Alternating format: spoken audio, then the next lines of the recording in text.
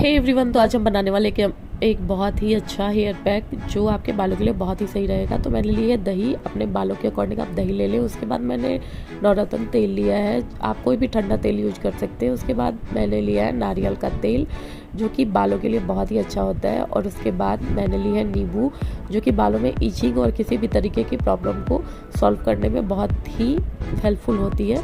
इन सभी को मिक्स कर लेना है और ये हेयर पैक बहुत ही अच्छा है गर्मियों के लिए, तो बहुत ही अच्छा है क्योंकि ये बाल को बिल्कुल ठंडा और फ्रेश कर देता है।